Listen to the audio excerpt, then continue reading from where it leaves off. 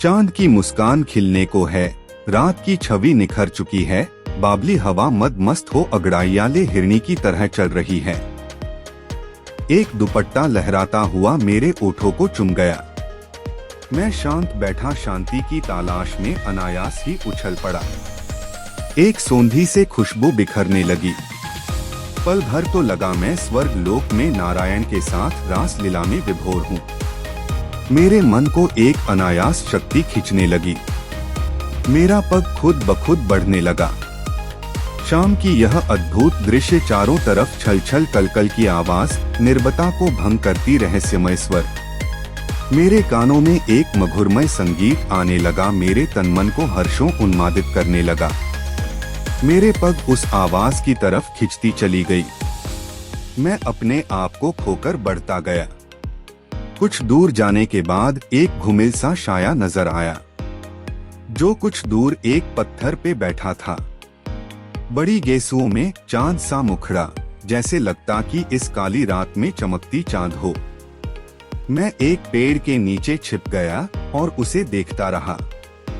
मेरे मन में प्रेम का प्रसून प्रस्फुटित होता गया। कुछ देर बाद वो वहां से चली गई। मैं सिर्फ उसे देखता रहा छुपकर। न जाने मेरे मन को क्या हो गया था। बस शाम का मुझे बेसब्री से इंतजार था। मैं पुनः पिछले दिन के भांति वहां पहुंच गया। ठीक शाम के उसी समय पुनः वही मधुरमय आवाज, वही मनमोहित करने वाली खुशबू बिखरने लगी। पुनः खुद ब खुद मेरा पग उस तरफ बढ़ गया। आज चांदनी रात थी। उसके खूबसूरती के पीछे आज चांदनी भी फीकी थी। तारे शायद आपस में बातें कर रहे थे। कोई कभी जोर से टिमटिमाते तो कोई धूमिल पड़ जाते। नदी की लहरें भी ज्यादा उछाल मार रही थी। शायद वो भी आज प्रसन्न थी और खूबसूरत दिख रही थी। मेरा मन बार बार उसके पास जाने को करता, मगर पुनः पग बंधन से बंध जाते। मेरे मन के हर एक कोना प्यार की रस से रसमय हो गया था। प्रेम का बंधन उसे बांध चुका था। मैं घंटों वहां बैठा उसे निहारता रहा। उसके क्रियाकलापों को दिलों में संजोता रहा। एक दिन उसकी नजर मुझ पर पड़ी। मैं एक तक उसे ही निहार रहा था। हवा हल्की हल्की चल रही थी। पत्ते धीरे धीरे हिल रहे थे। आसमान में पंछी के जोड़े एक साथ उड़ रहे थे। मैं बस उसकी आंखों में ही खो गया। वो कभी चंचल पलक झपकती तो कभी आंखें चुराती।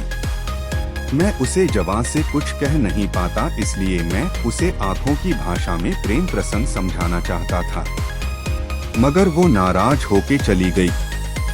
मैं उसी पहाड़ों झरनों से बातें करने, अपनी नाराजगी उसे बताने लगा। आखिर इसमें मेरा क्या दोष है? प्रेम तो दिलों का बंधन है, जो आंखों से शुरू हो दिल की गहराइयों तक उतर जाता है। कुछ पत्थर जमाकर एक एक कर उस झरने की कलकल को बिखरने की कोशिश करने लगा। आकाश की लालिमा मुझ पे हंसने लगी, प्यार की दुहाइयां देने लगी, प्रेम का मजाक उड़ाने लगा। मगर उसकी सुंदरता मेरे मन को इस तरह भा गई थी कि मेरा मन कुछ और मान ही नहीं पा रहा था। मेरे मन में उसके प्रेम पाने की और लालसा बढ़ती गई। मैं पत्थर पर अपने दिल की भड़ास को निकाल देने को सोचा। मैंने उस पत्थर पर जा लिखा। मेरा हाथ थरथरा रहा था, मगर बेसुध हो प्यार की कहानी लिखता गया। मैंने उस पत्थर पर लिखा, जन्नत जहां फिजाए नूर है, खुदा ने तस्लीम से बनाया, इसलिए आप हुर हैं। मैं वहां से चला आया। आज मेरा मन खिन्न था। मैं वहां जाने को नहीं सोच रहा था, मगर बरबस मैं वहां खिंचा चला गया। आज मैं बैठा इंतजार करता रहा, मगर वो आज नहीं आई। उसका घर पास ही था। संध्या समय वो वहां रोज आया करती थी। मैं फिर बेचैन हो गया, मगर क्या करता, मैं वहां से चुपचाप घर आ गया। प्रेम का प्रागड़ता मेरे मन तल में ज्वार भाटा ला दिया। मैं रात भर सोया नहीं, बस एक ही उधेड़-बुन में डूबा रहा। एक सवाल मेरे मन को बार बार परेशान कर रही थी, कि आखिर वो आज क्यों नहीं आई। शायद उसने मुझे देख लिया, इसलिए उसे मुझसे प्रेम नहीं सही, मगर मुझे तो उससे प्रेम है। उसकी एक नजर मेरे मन को कितनी शांति देती है, इसकी उसको क्या खबर। मैं आंखें बंद करता तो वो मेरे नजर के सामने आ जाती, एक अनजानी चेहरा जिससे मेरा इतना लगाव हो चुका था। बेबस हो मैं शायरी लिखने लगा। मैं लिखता गया, फाड़ता गया, लिखता गया, फाड़ता गया। आज महीनों बीत गए, मेरा हाल वही का वही रहा। रात भर सोता नहीं, उसी के ख्यालों में खोया रहता। बेबस हो घर से निकल पड़ा, पहाड़ों, नदियों, झरनों के बीच घूमने, प्रकृति से दोस्ती करने लगा। उसके स्वर में स्वर मिलाने लगा। कभी पहाड़ों पे दौड़ता, कभी पत्थरों पे कूदता, कभी जोर जोर से चिल्लाता और फिर उन पहाड़ों, झरनों का उत्तर सुनता।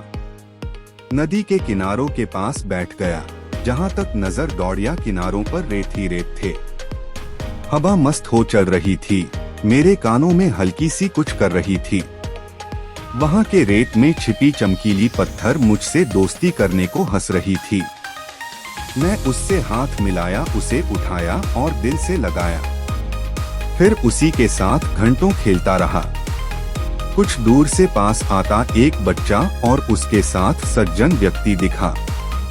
मैं उसके पास गया, उससे बातें करने लगा। बातों बातों में पता चला कि वह उस लड़की को जानता है। वो उस छोटे से लड़के की बहन है, मगर वो विधवा है। उसकी शादी हुई ही थी कि उसके पति का देहांत हो गया था। उसका पति सिपाही था जिसने वतन के लिए कुर्बानी दे दी थी। उसकी हाथों की मेहंदी भी नहीं छूटी थी। शायद उस विरह की बाण से त्रस्त वह सुंदरी उस पत्थर पे बैठ हृदय विदारक मधुरमय संगीत छेड़ती थी। मेरा हृदय त्रस्त हो गया। मैं एक पल के लिए वहां नहीं रुका, वहां से सीधे अपने घर आया।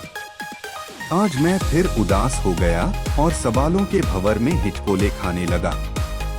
मैं सोचने लगा, क्या मैं उसे हंसा नहीं सकता, क्या मैं उसे खुशी नहीं दे सकता। मेरा मन प्राण उसके प्रति सर्मपीत हो गया।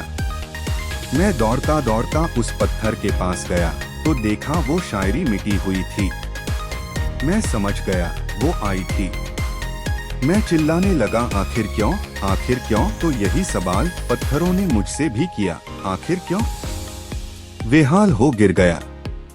कुछ देर बाद जब होश आया तो देखा एक कन्या अपने हाथ में दिए लिए रोशनी फैलाना चाहती है, मगर उसके दिए की लौ हवा के झोंके को बर्दाश्त नहीं कर पा रही।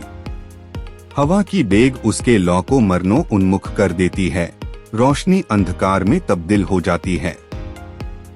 मैं अपने आप को संभाला, देखा कि वही है जिसे मैं हर रोज देखता था। मैं आज उसे दौड़कर पकड़ना चाहा, मगर वो वहां से चल पड़ी। मैं चिल्लाया, रुको, मगर वो दौड़कर भाग गई।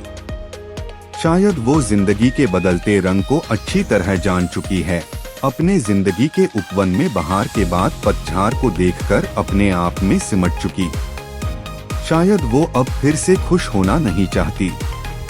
जिंदगी के रंगीन चकाचौंध से दूर रहकर जीना चाहती है। मेरे मन में ये बातें शोर मचाने लगी। उसका उड़ता हुआ दुपट्टा, फहराता हुआ सलवार, उलझते गेसुए मेरे मन से बार बार सवाल करने लगा। मैं पागल सा हो गया और उसका इंतजार करता रहा।